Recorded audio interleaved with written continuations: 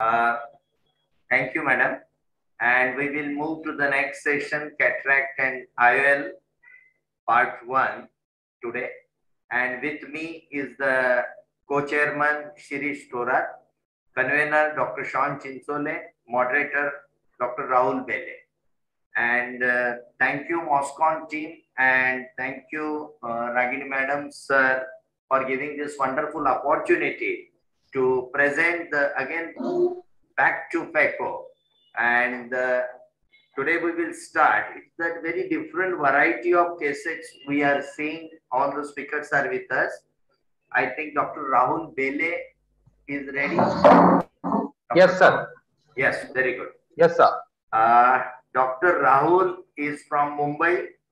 He is a great innovator. He has innovated 2, 3 instruments, and he's going to talk on a Rexis in an intumescent mature cataract.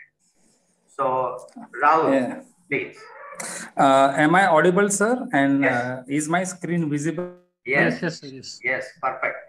So let me first thank you, Lahane sir and Ragini madam, for teaching me whatever I am right now is all because of my gurus Lahane sir and Ragini madam. And I thank Maharashtra Ophthalmology Society for giving me this opportunity. So today I will be speaking on Rexis in intumescent MATCAT. Why Rexis in intumescent MATCAT is very important is because if the Rexis goes in periphery, the whole step of phaco changes. So in mature cataract, intumescent mature cataract, the intralentricular pressure is very high. The moment you touch the anterior capsule, there are chances that it may run away and it may go into the periphery. So what you must have in your armamentarium is you should have a very nice Rexis forceps. You can use a Utrada forceps which can be used from the main port, or you can use various Rexis forceps which can go through the side port. What I use is an innovation done by Navneet Toshniwal sir. He has made a lovely Rexis forceps. I use that and I will be showing you that. What I preferably do is whenever I do Rexis in mature cataract, I stain the capsule with Blue Rex. After staining the capsule very nicely, after putting the viscoelastic, what I specially do is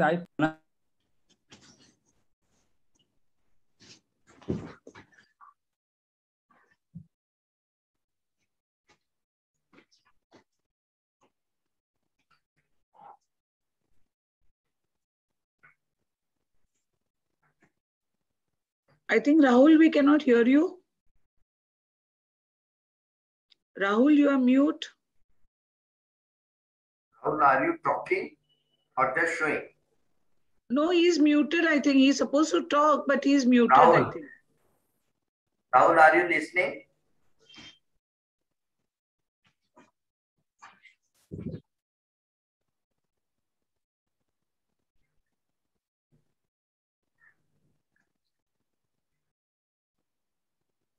Rahul sir, you are on mute. Please unmute yourself, Rahul sir.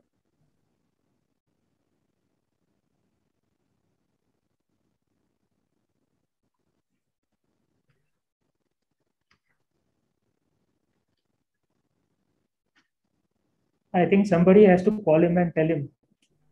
Probably he has some network. Audio visual team can unmute him.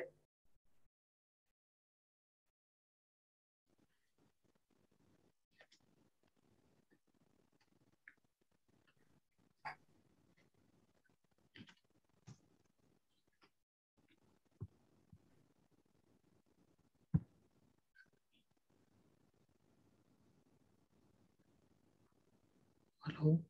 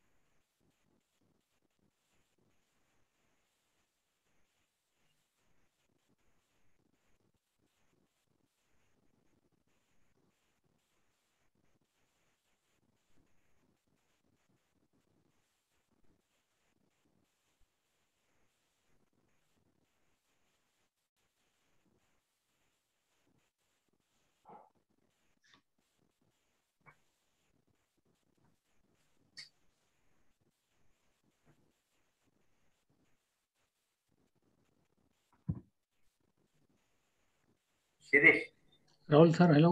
हाँ राहुलला बोल ना. Phone नाही होत आहे. Okay. माझा number नाहीये.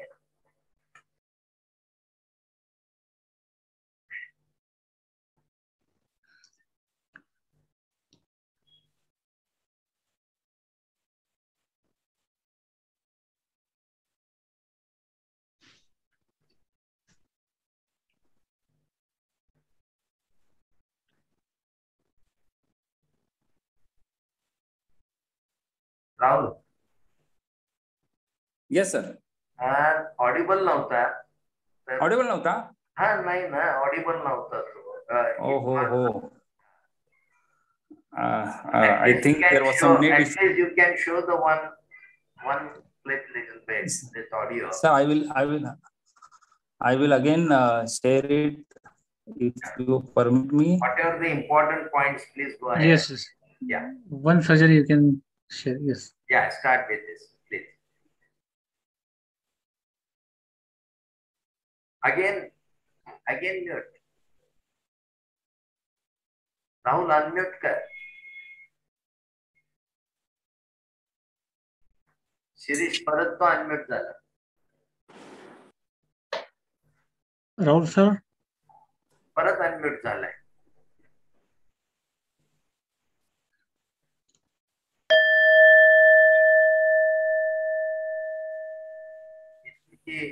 Audio विजेची टीम अनम्यूट करू शकत नाही का? तीन आहे कारण त्याला स्वतःलाच करावं लागेल तिकडे. Okay. We'll ask him to explain short afterwards without sharing. Because he's showing good videos, but the commentary is important.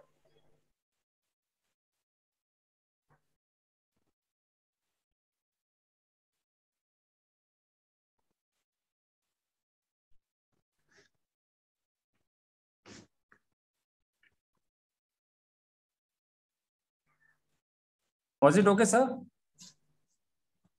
Rahul sir, Yes, now we are listening you. But when you are showing the case, you are again getting mute.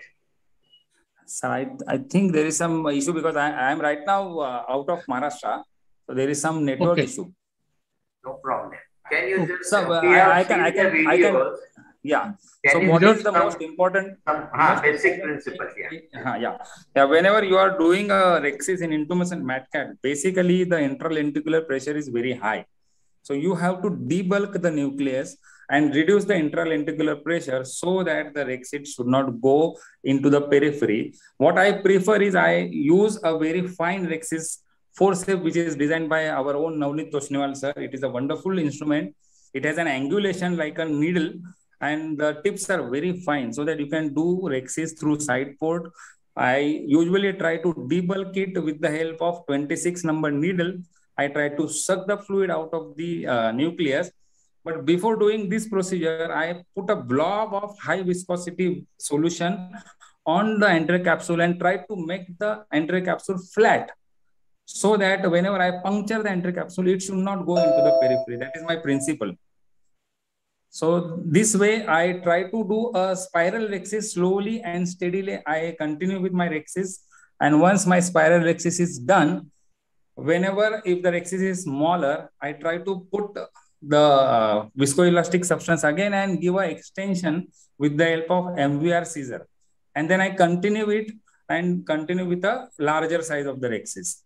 In some cases, I do a smaller opening in the anterior capsule and then do remove the intralenticular fluid by using irrigation and aspiration ports.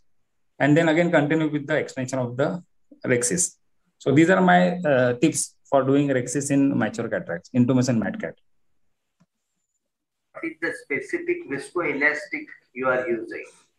Sir, I preferably use Viscoat or Helon. If you don't have that, you can use Ohevisc also, because the principle of making the anterior capsule flat is that you should have a higher viscosity viscoelastic so that the anterior capsule should go flatter. Because if it is again convex, the moment you puncture, there is a high chance that it can go into the periphery. So you first make it flat by putting a blob of viscoelastic on the anterior capsule. what is your experience of the viscoelastics which we are using of the Indian companies? Sir, Indian viscoelastics are also very good. Recently, there was some issue with the viscoelastic because of some reactions which are going in post-operative patients. But otherwise, we can definitely use all the viscoelastics which are very good. Indian viscoelastics are at par with the imported ones, so there is no discrimination. I use a Viscoat also. I use a Supercoat also. Then I use Helon also. So all are very good. Thank you, Rahul. Navneet sir, I think we'll take up the questions at the end of the session. Yeah, yes, sir. But we are having just relevant 1-2 questions. Yes. Yes, sir. Thank you, sir. Dr. Shoni is not there. May I request Dr. Aditya Kelkar to share his screen, please? Dr. Aditya?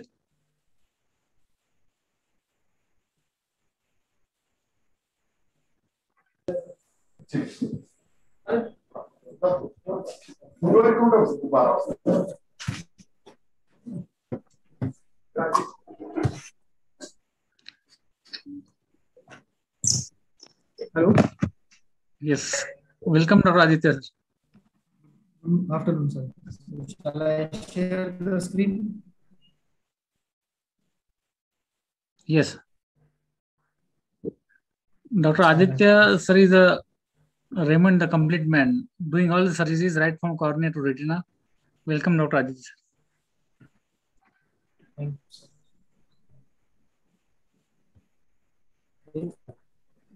I'll just share the slides in a minute. Yeah, it is visible.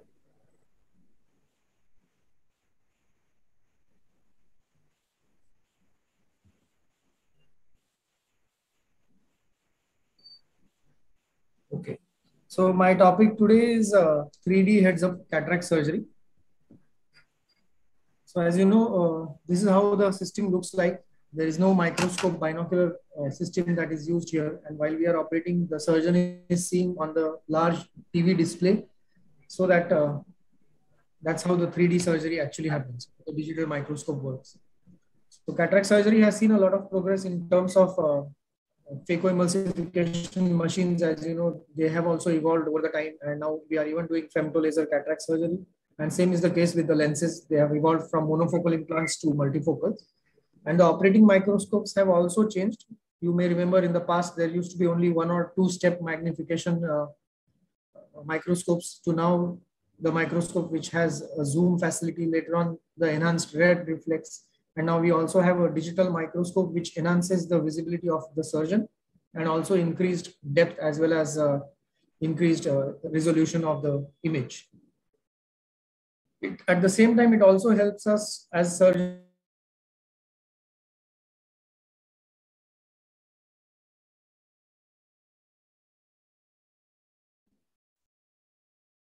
Can you hear me now?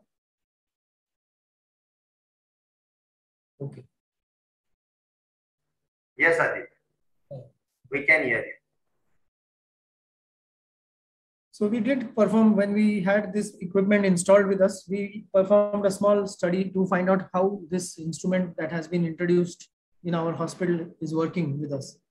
So the inclusion criteria was to have patients who have uncomplicated cataracts, and exclusion criteria was the patients where corneal clarity, subluxated lens, phacodonesis, all these reasons would make the surgery already a complicated operation. So these cases were excluded.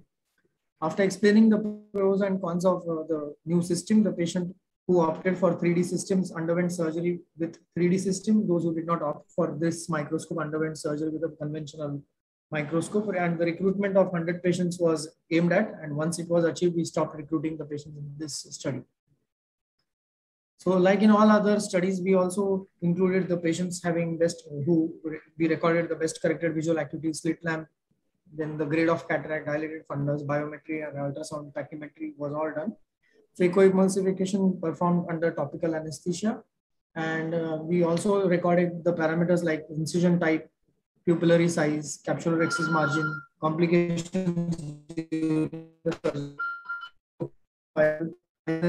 or in the sulcus. Also the time taken for the surgery, and if we had to convert from binocular microscope to 3D or 3D to conventional microscope during the procedure, during one of the steps.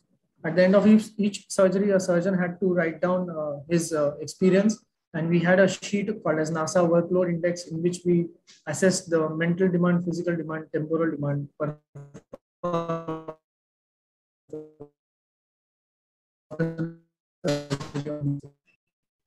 So these are the two groups.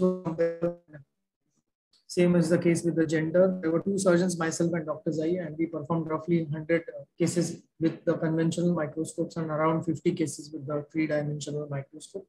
Grade of cataract more than 3 in 45% of the cases with conventional and 35% of the cases with 3D surgery. And we had one posterior polar in each group. Preoperative visual acuity was 0.83 in conventional microscope, 0.75 in heads-up display. Central corneal thickness was similar, and the pupil size also was similar in both the groups. Surgery was performed under topical anesthesia, but two surgeries had to be converted to peribulbar in conventional microscope because of the patient cooperation. Otherwise, rest of the parameters were more or less the same, except as you see, the surgical time taken was a little bit extra with the 3D microscope. It took around for us 2 minutes more to perform surgery under 3D microscope. So we also analyzed these 100 cases that we operated on the 3D microscope as each quarter of 25 cases. And we realized that basically as the surgeon's comfort level increases, as he starts performing more and more surgeries, you can see that the surgeon workload score also starts reducing. The first 25 cases, the workload was 45, and then it reduced to 30, 41, 36, and then later on to 28 in the last 25 cases. So in our study, we find that these 3D heads-up display system, apart from offering excellent visualization, is excellent for surgeons' ergonomics, so that he can protect his back and perform surgeries on a longer term and not compromise on his orthopedic abilities. Ultimately, he doesn't need to go to an orthopedician after performing too many surgeries on the binocular microscope. And as you understand, with the more experience that you gain with 3D microscope, you will become more and more comfortable, and it will become more or less similar to your conventional microscope.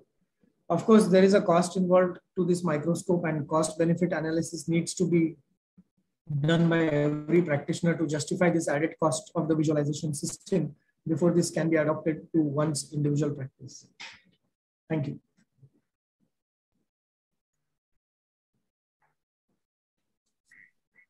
Thank you, sir. Thank you, Aditya, for a wonderful presentation. Thank you. We'll take up the last.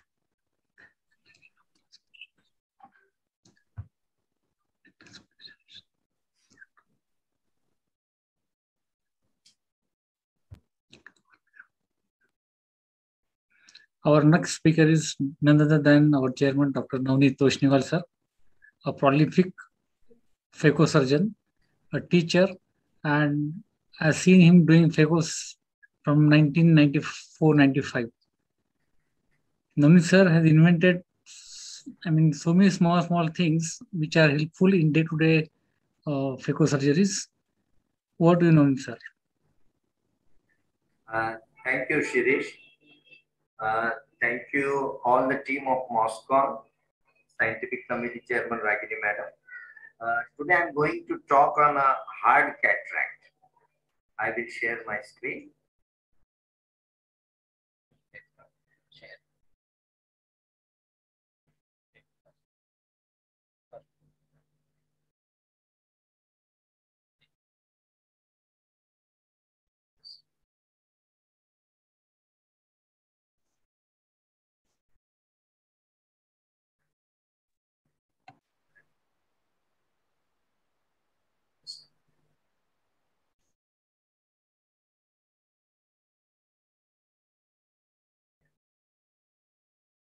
Even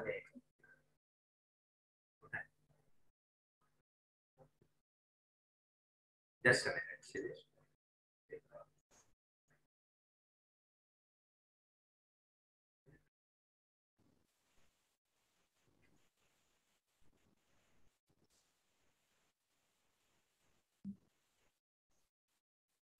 Share.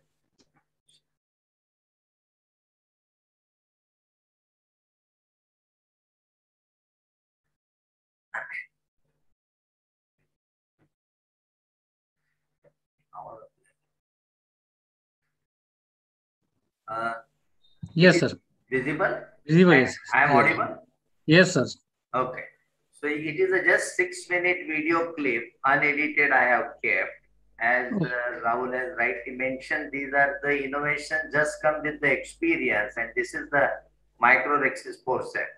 One of the important thing in the hard cataract that when we do this rhexis, one important point what we can do is that we should feel the rhexis. What do you mean by that? When you feel means when you start doing rhexis and suppose the nucleus is moving, it means that bulk of the nucleus is more. So you are with the correct parameters to manage such type of cases. So feeling of the rhexis, and you can see here the limbal incision, no ego. If I cannot divide, if there is a difficulty to go ahead, we can convert the case very easily. So in a hard cataract, I'm trying to do the limbal incision. Now the one of the important aspect of the phaco machine is very important. All the machines we can do, of course, with the experience. But if you are having the good technology with you, suppose this is a torsional technology, sometimes we are having the ellipse technology, or sometimes whatever technology which we are having, suppose traditional phaco, but try to use the new tip. This is the stop and chop technique. I don't do any hydrodissection because there is no space between the lens and the capsule. So unnecessarily increase the bulk inside, increase the intralenticular pressure is not advisable. You just go ahead. One of the specific point in the trench is that you should try to do the slow trench so that you can go deep and deep. That's very important. Here I stop. I see the size always. This is the pre-chopper which divides the nucleus. One of the advantage of the pre-chopper here is that the equal pressure, you can repeat it for 2 times, 3 times, 4 times, all the time there is a equal pressure. So chances of zonular dialysis is not there. Some fibers are still attached. You can detach with the dialer and chopper. Very important. Now, this is the third step is the hold and chop. Try to lift it. There is a 2 ways. You can do the vertical chop in the back. But sometimes if you feel that you cannot do these maneuvers in the back to avoid pressure on the zonule, just lift it out at the level of capsular axis. I lifted it out, chop, and then trying to eat that. Very important aspect here is that you should give some space. Once I chop and eat, the space starts getting, we can get the space and we can remove the further manipulation, further maneuvers of the nucleus management easily. Another important point for the chops of the nucleus is no need of any sharp and all that. That may be the risky. Hold is very important. If you hold the piece very fantastically with the concept, then chopper with any instrument, any blunt instrument even can chop. May definitely the sharp may be advantageable, but no need per se because the hold is very important. I am showing all these things unedited so that you can get the idea. Beautiful cutting efficiency. Remove the pieces, chopper is out, so the flow rate will best and flow rate will work 100%. That's the advantage. No need to move the nucleus, no need to move unnecessarily. Now here I am using the higher viscoelastics to again give the protection to the endothelium. That's very important because apart from routine cases, these are the cases where we are using energy more than needed. Second point is that whatever energy you are using, there are different, we should have the complete knowledge of the energy. That's very important. And the fourth book which I am writing on a phaco machine. So I am putting all the parameter, different definitions of all the energy modules and all that. So after protection of the endothelium, we are going, hold in the center, slowly just lift it out. These are the bulky masses. Try to find out the age of the nucleus for the horizontal chop. Already I have mentioned in such cases we can do vertical chop. Another very important point is that we cannot chop completely always in a hard cataract. So that's called as a partial chop. Partial chop is having the good advantage that the pieces are attached to each other. So once you remove one piece of nucleus, second piece is in that flow will come automatically. So it is attached with the apex to apex. So partial chopping is also not a bad idea, not a good idea. It's a good idea because you cannot chop. You cannot give more pressure in hard cataract. That's the difficulty in hard cataract. Once the roll of chopper is finished, chopper is out. Already I mentioned to improve the fallibility of the tissue. Phaco tip in the center or just little bit back, and nucleus we can remove it out. Another important point after this is the removal of this epinucleus and cortex. If nucleus is very hard, see there is again variety of the hard cataract. So we can remove the epinucleus cortex. Again, all the time you should consider the zone. That is very important.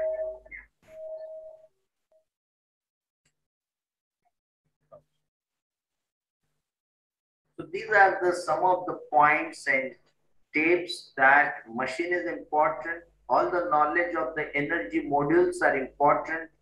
Vacuum and flow rate in a panel mode, that will hold the tissue better. You can remove the pieces better if it is in a panel mode.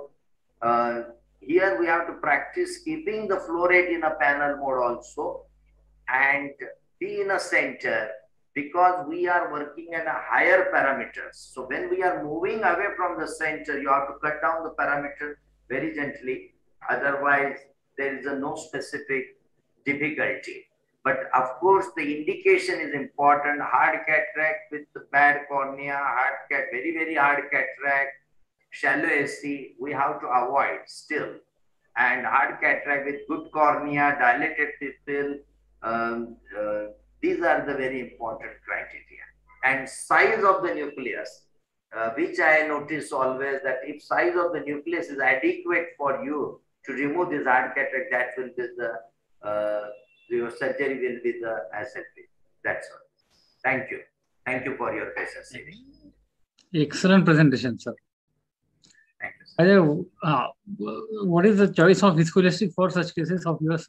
Viscoelastic, as Rahul has mentioned, that the dispersive is the very important, which protects to the endothelium. Any specific brand? Any brand, because now in Indian, all the brands are very fantastic. Bioallure, Hylucort, from Entrod. We are using all the brands. Viscot, specifically, I mentioned here that Viscot we are using mainly for the pediatric cataracts and all that. It maintains the dilatation and all that. And also it is giving the fantastic coating on endothelium. Yeah. Sir, how do you compare sequential chopping versus your pre-chopper? Pre-chopper is not very different instrument. It's just idea that equal division, repeated use of the pre-chopper, because when we are doing the Phaco tip and chopper or dialer and chopper, two hands unequal pressure, two hands unequal forces. Okay. And that's the only reason. That's idea of the pre-chopper in such a type of cases. You can repeat and know the tension of the joints. Yeah. Okay. Sir, what is the idea of using it upside down? Because after initial pre-chopping, there is no support of nucleus, only exposure of posterior capsule is there. Yeah. So after initial, I mean, first pre-chopper use, and if you want to repeat it, how is the idea of using it upside down? Upside means you mean to say anterior posterior? No, like your chopper is like this. Yeah. Why don't you make like this? No, correct. That is correct point. But that is the shape what we have given is, this is the shape, which is mimics the shape of the posterior capsule. So that will put on the nucleus, that trench groove very perfectly. After initial trench, I mean, after initial, if you are using it for first time, then it is okay. Yeah. because already nucleus is getting chopped out. Yeah. But just to separate the posterior plate or fibers, what is the idea of using like this ulta wala, upside down? That's really thinking point, and that's good point. We can think on that. Yeah, correct. Yes. Sir, I have a question. Yes. All the choppers which are there in market all over the world, they do chopping in some angle along with the phaco probe. Yeah. I have designed a chopper which works along the phaco probe. So I have given an angulation to normal chopper around 2 millimeters away from the tip of the chopper. I have given an angulation of 45 degrees, Yeah. and the chopper has started working better. It has become very easy. So have you tried doing something like that? Yeah, no, absolutely, Rahul. This is the very important point you have mentioned, because I have already mentioned that we are still listening about this, the sharp and all that, very Yes, sharp sir. and all that, but that's not correct. What you mean is having some meaning that being a surgeon, we should know the angulation. We should Yes, know sir. the perfect anatomy of the cornea, our iris structure and lens structure and all that. So accordingly, what you design is a fantastic point, and it chops Yes, sir. beautifully. I agree with you. Yes, sir. Yes, sir. Thank you, sir. Thank you for wonderful Thank you, presentation. Thank you, sir. Moving to our next speaker, young dynamic phaco surgeon from Yatmal, Dr. Piyush Patil. Will be speaking on management of traumatic cataract with pre-existing anterior and posterior capsular tear. Piyush sir, Thank you so much. Thank you Yes, so much for the lovely introduction, Thorat sir. Thank you so much, and I really would like to thank the MOS for giving me an opportunity. Thank you, Toshniwal sir. So I would like to share my screen now. Today I will present two cases. Both are traumatic cataracts. Sir, is my screen visible? Yes. Please go ahead. Yes. So I am a cataract and refractive surgeon at Datta Netralaya, Yavatmal. So this is basically we have implanted, we could implant this single piece hydrophobic IOL in both the cases with pre-existing anterior and posterior capsular tear. So this is the first case. This person, 26 years old, presented to me on the second day of the injury. He had that penetrating trauma by a thorn. So first we gave him all the antifungals and antibiotics, and then we took him up for surgery after 15 days. So after staining the anterior capsule, this is how we saw the anterior capsule. It was split wide open. As the lens was very soft, we directly went in with the bimanual eye and cannulas.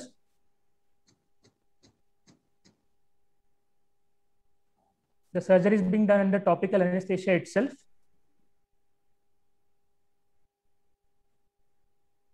Every time while switching hands, we have to inject viscoelastic.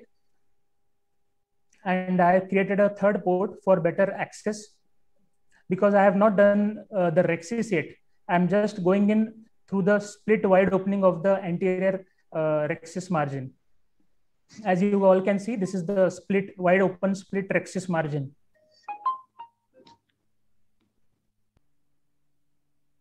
Now I make a small nick and get a somewhat round rhexis.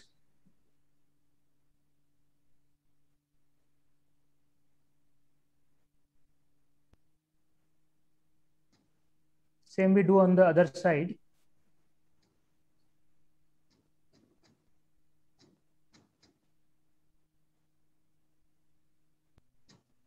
Now I noticed that there was a pre-existing this rent in the posterior capsule also. We plugged that thing with viscoelastic. The hyaloid face was not disturbed. And I thought I could easily implant this single piece lens in the bag. So carefully we have to dial the trailing haptic. Sorry for the centration.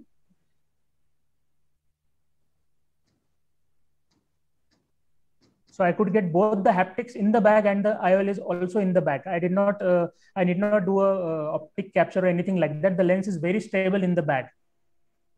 With low parameters, We removed the visco. The parameters were around 200 millimeters of vacuum and 20 flow rate.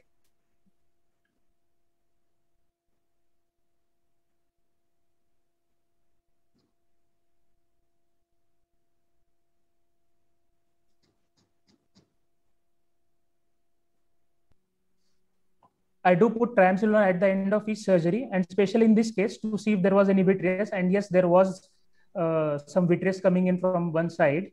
So I went in with a vitreous cutter. 500 cuts per minute was the cutter speed, and that's it. I created a small PI just to be on the safer side. And the surgery is over. On the first post-operative day, the patient had a visual acuity of 6x6 parts without spectacles, without any aid. This was the first post-op day picture, where we can see a very quiet eye, and you can see the retroillumination from the PI also. Now I'd like to take you to the second case. This was a 23-year-old lady. Her kid accidentally got a needle in his hand, and the lady got injured with that needle. There was no infection in this case. So after 5 days, we took her for surgery. These are two 20 gauge MVR ports. Again, the lens is very soft. First, we stain the entire capsule.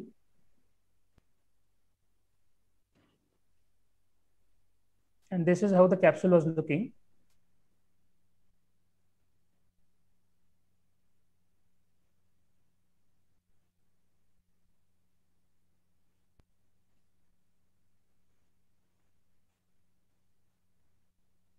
So I started doing I&A with the bimanual cannulas.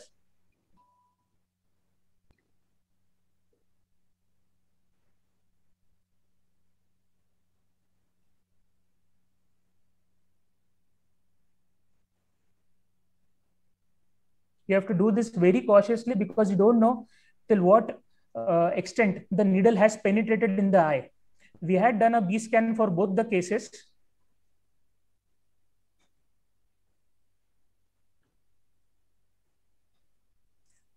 Before exchanging the bimanual cannulas, we inject visco each and every time. We don't want the entire chamber to shallow in the case of wide split open anterior rhexis margin.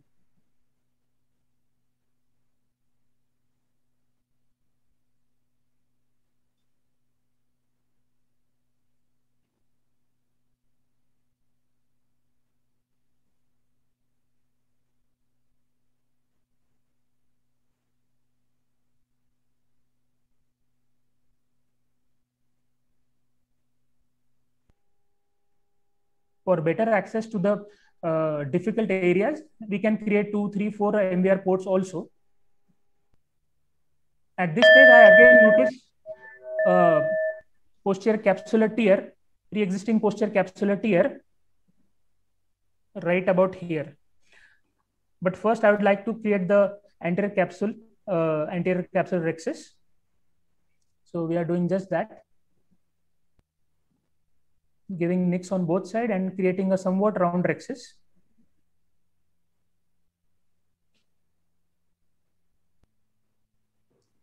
I'm plugging that hole in the posterior capsule. The vitreous face is not disturbed yet. We have some air bubbles to trouble us.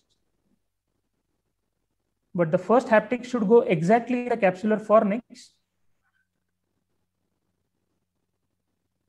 and carefully dial the trailing haptic inside with 2 Kuglen hooks. As you can see, the anterior capsule has just overlapped the optic, but in this case, the trailing haptic had gone into the sulcus. So I'm readjusting it again, and now we are inside the bag. And the posterior capsular opening was exactly how it was when we first noticed it. There was disturbance in the size of that posterior capsular rent. We are staining with triamcinolone again to see if there is any vitreous disturbance or anything like that, but there isn't any. And this is a very quiet eye on the first day of the surgery. We had a unaided visual acuity of 6/6 on the first day itself. The patient was very happy.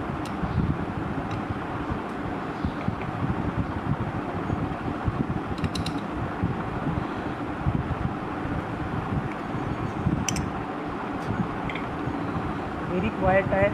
The IOP was also normal.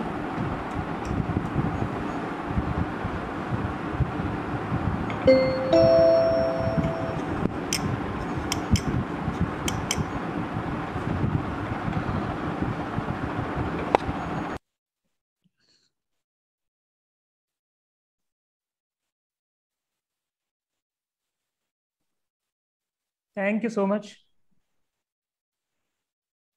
Very nicely managed, please. Very nice. Thank you so much, sir. Thank you so much, sir. Moving on to next speaker, a big name in ophthalmology. Shirish, Yes. very nice presentation. Just one question.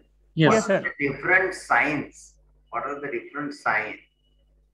What pre-operatively? Because this is the perfect finding that pre-existing anterior and posterior capsule rupture. But any specific signs so that we can think of that there may be a posterior capsule rupture also? Sir, actually, pre-operatively, I did not know that there was a posterior capsular rent. I was not suspecting, but you always have that thing in mind that you don't know how deep the thorn or that needle might have gone. On B scan, we could not see any lens material falling out of that posterior capsular rent. Although in B scan, it is not very nicely visible. We don't have a UBM out here. So B scan was my only option. But you have to keep that thing at the back of your mind. You have to keep yourself prepared. You get the vitrectomy set with you nearby. You have to keep everything ready. There was no sign as such. But I know there was a anterior capsular rent because the cortical matter was already in the anterior chamber. Correct. Yes, sir. Shirish, anything you want to add about the sign? Sir, if you have an OCT, we can use anterior OCT to find out whether there is anything behind. The rupture has gone behind. Yes, sir. But I have a OCT, but nothing was visible on that OCT also, sir. Good afternoon, sir. And Toshniwal, sir. yes, Sumit. Sir, sorry, there is one small change in the session. Dr. Archana Chaudhary ma'am is also supposed to present in this session only today. She is already there. After Uday Naik, sir. Yes. Okay. Yeah. So, Archana ma'am, are you there? Yeah. So after Uday Naik, sir, we will take the presentation of Dr. Archana. Yes, yes, sir. Yes, sir. Yes. Yeah. Another important point is you Yes, have sir. put the single piece IOL. So Yes, sir. did you think that the 3-piece IOL is the better choice? Actually, sir, I had kept the 3-piece IOLs on standby during the surgery of the appropriate power. But as the hyaloid phase was not disturbed and I could easily implant the lens in the bag. So I went ahead with the single piece IOL. But if I had to do a optic capture of the lens, anterior optic capture of the reverse optic capture of the lens, then I definitely would have selected the 3-piece IOL, sir. Perfect. Okay. Thank you. Thank you, please. Thank you so much, sir. Shirish. Thank you so much for the opportunity, sir. For call for Dr. Uday. Shirish. Thank you. Dr. Navneet, can I interrupt? Yes, please. Dr. Archana Chaudhary has a talk Yes, here. yes. Yes. Yes. Yes, madam. After So, Uday yes, Naik, yes. sir, we will take. Yes, thank you, sir. Thank you, madam. Now, may I welcome another big name in ophthalmology, Dr. Uday Naik, for his presentation on achieving quiet eye after cataract surgery. Naik, sir, please. Dr. Naik, sir, welcome. Thank you, Shirish. Thank you very much for MOS. I would like to thank all the MOS organizers for giving me such an opportunity. Thanks, Thoraj sir. I'm not that big. The way you have introduced me, I'm still a small guy. Before starting, Sir, I would like. Sir, no ophthalmologist in Mumbai or in Maharashtra is small, because, and no doctor is small, sir. We look after the most delicate line, which is ophthalmology, and we love our patients, and the smile on your face says it, sir. You are not a small doctor. Yes. I would like to give Diwali wishes to everybody in advance. I'm very happy to see all these wonderful surgeries and wonderful infrastructures in the form of 3D heads-up system and all. But one thing is for sure that, am I audible, sir? Yes. One thing is for sure that no surgery is successful without a very good and appropriate post-op care. So today I would be talking on achieving white eye after cataract surgery. There are no financial interest. After cataract surgery, we have three types of changes. First is structural changes, second is inflammatory changes, and third one are chemical changes. So structural changes are in the form of epithelial or non-epithelial thickenings, which have a bearing on altering the vision post-operatively. Cataract surgery, it damages ocular surface, and that can lead on to development of dryness or tear film instability, which leads to change in ocular surface parameters and leads to tear film instability, which can adversely affect our outcome. Thirdly, this cataract surgery, it also affects on meibomian gland. It alters their function, which is parallel to the structural damage, and again this predisposes to ocular discomfort and dry eye. Second type of changes are inflammatory changes. As we all know, any insult to our body leads to inflammation, and basically in the eye it is because of disruption of ocular blood ocular barrier, which causes entry of inflammatory cells and cytokines into aqueous humor. If this is uncontrolled, this can lead to pain, discomfort, delayed visual recovery, delayed wound healing, suboptimal visual outcomes, and it can lead on to long-term complications like cystoid macular edema, posterior synecdoche, raised IOP, corneal edema, hyperemia, so and so forth. The third type of changes are chemical changes. All the inflammatory cytokines, they are elevated in tears post-cataract surgery. There are increase in the interferon gamma concentrations after cataract surgery, and there are increased levels of RNA transcripts, which leads to increased interleukins like IL-1, IL-6, tumor growth factor, and all these inflammatory cytokines. So it's a logical approach that if we target these inflammatory cytokines, we might decrease ocular surface damage after cataract surgery. So what are the common complaints after cataract surgery? First is ocular discomfort, irritation, red or watery eyes, foreign body sensations, fatigue, and very small percentage, they may have some other complications also. Now, we will define what is quiet eye. A quiet eye is an eye with intact corneal integrity, without any redness, without any complaints of discomfort, without any irritation of conjunctiva or sclera. So, achieving this type of quiet eye is a challenge because of the three changes which I previously mentioned. As we saw a lot many cases, like there were high risk cases like high grade cataracts, higher grade cataracts, traumatic cataracts, uveitic cataracts. In the patients who are using either anti-glaucoma medications or dry eye medications for long times, all these are small pupil cataracts. All these are high risk cataracts. So to prevent the inflammatory damage or structural damage, we can plan pre-operatively. Like we can give corticosteroids or NSAID pre-operatively to reduce post-operative inflammations. Intraoperatively, as already has been mentioned by many surgeons, we can use cohesive viscoelastics, sodium hyaluronates, low molecular weight heparins. To reduce pressure, we can use acetazolamide. So intraoperatively, these things we can do. And post-operatively, most importantly, to control inflammation, we can judiciously use corticosteroids along with non-steroid anti-inflammatory agents or drugs. If the level of inflammation is low, we can discontinue steroid even after 1 to 2 weeks, but we can maintain the patient on NSAIDs for 4 to 6 weeks. And on every follow-up visit, every surgeon has their own protocol. On every follow-up visit, we have to check for ocular surface integrity, inflammation, level of inflammation, and we have to titrate our doses of steroids. We have to change pressure, and in indicated patients like in diabetics who are not having visual improvement, we can do macular OCT also. So to achieve our quiet eye, we have to use appropriate anti-inflammatory agents. So our ultimate aim is achieve a quiet eye. It is done by controlling inflammation and maintaining surface integrity. One more thing, modern intraocular lenses, they also demand a good post-op regime because inflammation hampers or interferes with their performances, especially of performances of multifocal lenses, accommodating lenses. More the inflammation, more chances of PCOS post-operatively.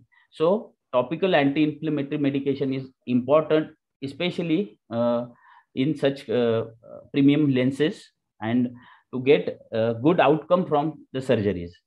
To achieve quiet eye, along with steroids, NSAIDs are effective to control inflammation, but the preservatives inside these drugs can hamper the achievement of quiet eye.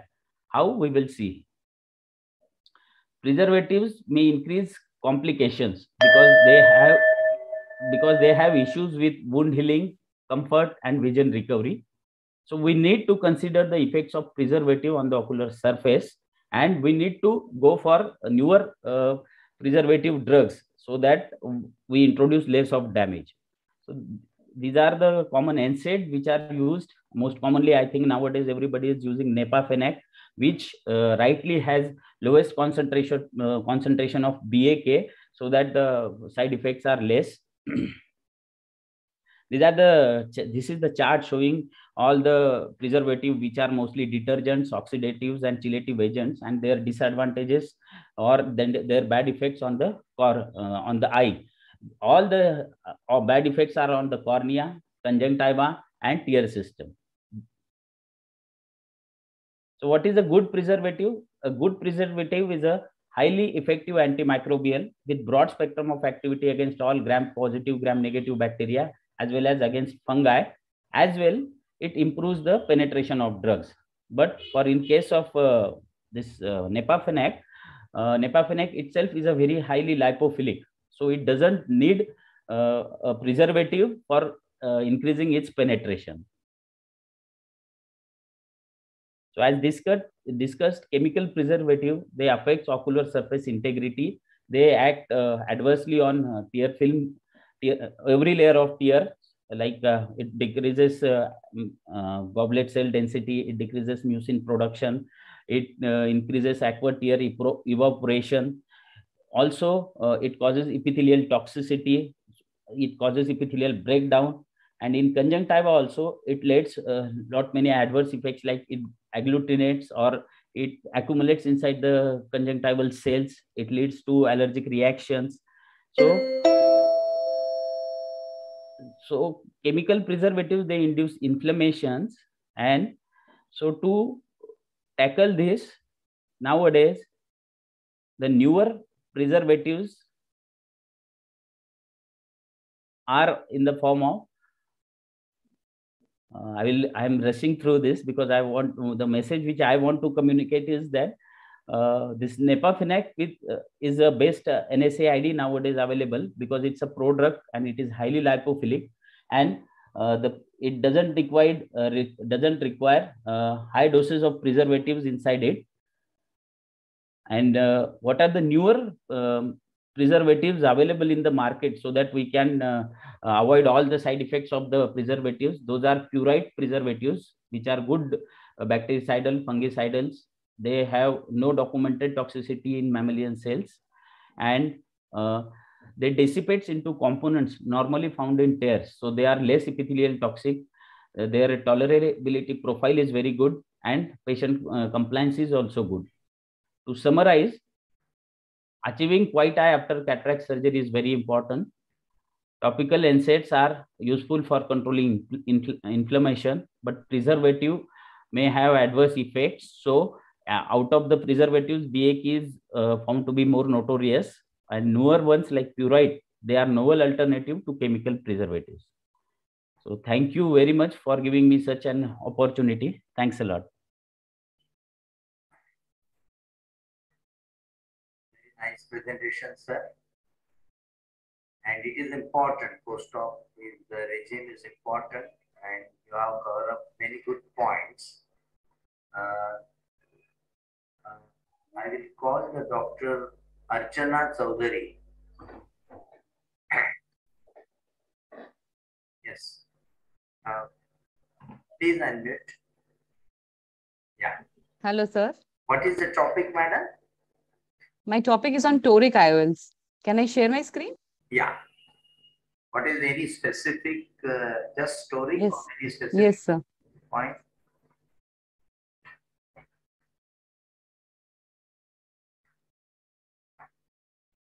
So good afternoon, everyone. And I want to thank MOS and Ragini ma'am for giving me this opportunity. And I really feel privileged to be here today. And my topic is astigmatism and cataract and how a toric IOL can fix both.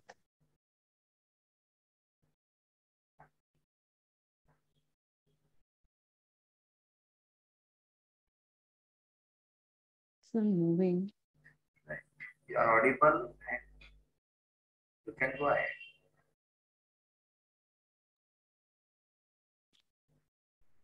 Yeah.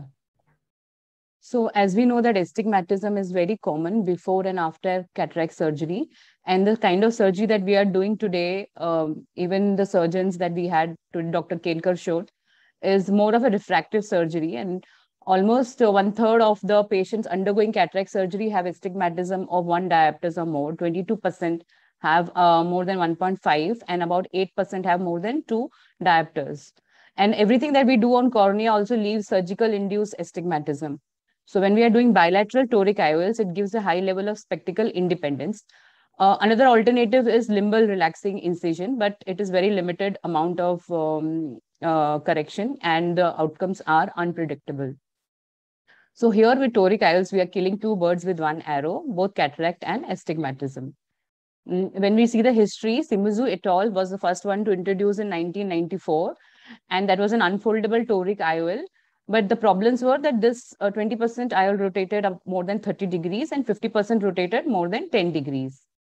So patient selection is very important, as the optical outcome and patient satisfaction needs to be taken care of. Regular corneal astigmatism can be treated 1 to 1.5 diopters to 6 diopters. Contraindications for toric IOLs is all kinds of zonular instability, posterior capsular rupture, any retinal surgeries, any corneal scarrings, glaucoma surgeries. Again, pre-counseling of the patient is very, very mandatory, as unrealistic expectations need to be addressed and before we take the patient to the operation theater. So we have a bouquet of IOLs available, and I will not be going into the details, both monofocal and multifocal. No financial interests over here. So as we can see, all kinds of, from Elcon to Hoya to Rayner to Technis to Carl Zeiss, almost all lenses can be inserted from 2.2 to 3 millimeters of incision. And there is a wide range of material and spherical power available. Also the multifocal ones. So according to the design of the IOLs, we have the C-loop, the C-loop IOLs and the Rayner toric IOLs, the AMO, the Acrisoft, the plate haptic design, and the Bausch & Lomb. What the factors affecting the IOL stability in toric IOLs? The strength of the capsular bag is important, as the study shows that hydrophobic acrylic IOLs are better than hydrophilic IOLs, which are better than PMMA and which are better than silicone. And post-operative rotation, the immediate rotation, the study shows that the loop haptics were better than the plate haptics. And later on, the rotations, both the loop haptics and the plate haptics showed the similar results. Before we take the patient to the OR, evaluation of the dry eyes, the ocular surface disorders, the tear film status is important. Evaluation of the kind of cataract that we are dealing with, any posterior segment abnormalities, as I spoke before. Then the biometry, immersion biometry or optical biometry, anything. Then keratometry, manual keratometry, automated or corneal topography. So keratometry can be taken as multiple measurements by 2 separate devices to get more enhanced accuracy. Then intraocular lens calculation has been made very easy by Dr. Warren Hill, and this website www.drhill.com is available, and he has incorporated the Barrett-Torick algorithm, and it is also available on the ASCRS website. And even the almost all kinds of lenses have incorporated this algorithm, and they have made their online calculation very simple. So this is the kind of form that we fill in online also, filling the patient's details, the steep axis, the flat axis, and the SIA and the incision. And then this is axis diagram that becomes very handy to use in the OR, showing the steep axis, the flat axis, the site of incision, and the alignment axis.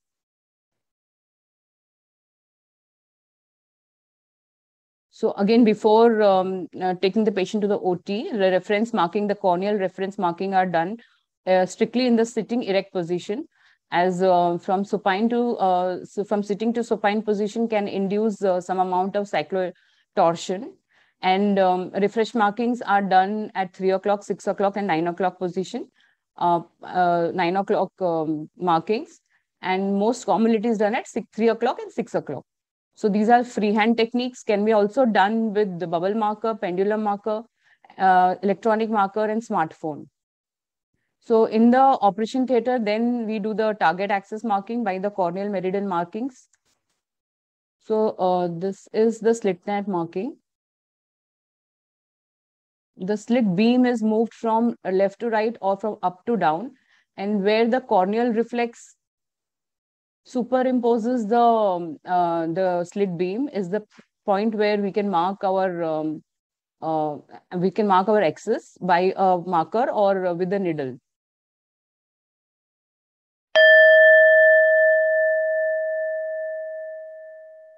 So I'll just rush through. So again, then the normal cataract is done. You have 2 minutes, Archana. There is still 2 minutes left. Yes, ma'am. So then the normal cataract is done. The normal phaco is done. The clear corneal incision is being taken. And we go with the mandatory thing is we do a well-centered rex. We have to do a well-centered rexus with 5 to 5.5 millimeters with 360 degrees, and the IOL margins has to overlap. And there are usually in most of the IOLs, we have these three holes where, we have to align the axis. And the IOL should be well centered so that when the patient is looking at fixating at the light, the corneal light reflex is in the center. Meant is you have enough time, don't rush. You have enough time to finish your presentation, don't rush. Yes, ma'am. So when the IOL, when we are aligning the IOL, it is left about 5 to 10 degrees anti-clockwise of the final desired axis. And another mandatory step is to remove the complete ocular viscoelastic so that it sits properly on the posterior capsule. And also behind the IOL, it is very mandatory to do that. And then finally, we align the IOL to the desired axis. So immediately post-op, the IOL can rotate as early as 1 hour or within first 10 days. If there is rotation of less than 10 degrees, then there is no intervention required, as hardly a 0.5 diopters refraction will be left. But if it is more than 10 degrees, then we can do that. We can realign.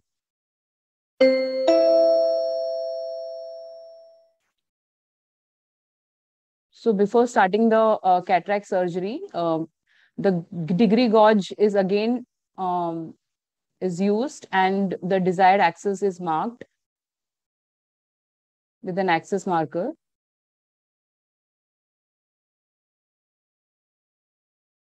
I think here it's about 175 and 5.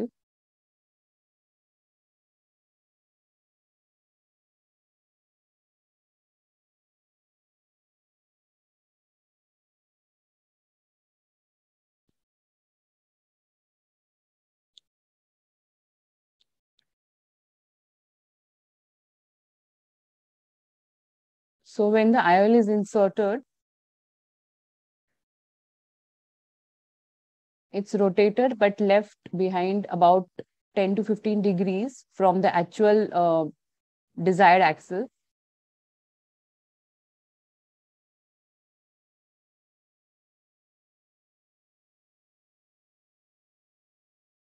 And the complete viscoelastic is then removed even behind the IOL.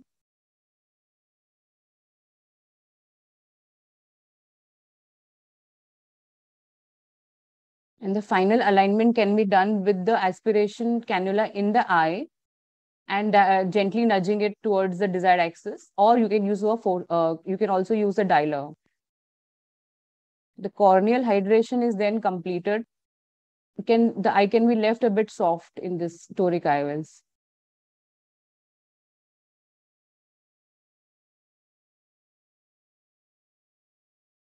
While doing the corneal hydration, we should again see if the markings are matching to our desired axis.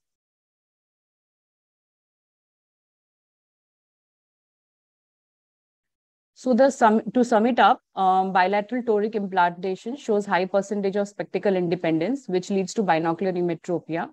Outcome is influenced by various factors, that is pre-op patient selection, investigation, accurate alignment, and post-operative care.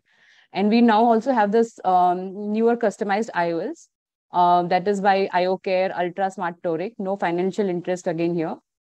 And this has a more varied range of diopters available.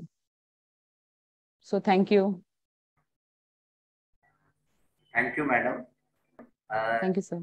Just to one point that post-op, you have mentioned sometime intervention is needed. So what is the percentage of the intervention needed for the rotation again? Because all these lenses, they fix so fantastically. Yes, sir. Yeah. So what is the percentage, any percentage in your cases and all that? So in my hand, I have not yet done that. And practically, it is not very recommended to go again in the OR. Correct. So yeah, so these lenses, most of them are very forgiving and they sit very well. Perfect. Any way to check this, whether we have put the lens in a perfect way apart from slit lamp examination? The refraction. Refraction. Okay. Thank you to... Sir, may I add a few points? Thank you, Archana. Yes, please. Thank you, ma'am. Yes, please. So the beautiful and the brainy Archana, for all of you who do not know, she is also the Mrs. India International. And as you can see, she's beauty, brains with beauty. She's a brain first. Congratulations, ma'am. Thank you, ma'am. Thank you so much for having me here today. Thank you, Archana, for accommodating, because, you know, actually we shifted your talk here because, you know, I'm from Mulund, you are from Mulund, and they don't want you to miss the cricket match. So thank you for adjusting and coming here today. Bless you so much. Thank you, ma'am. Thank you so much.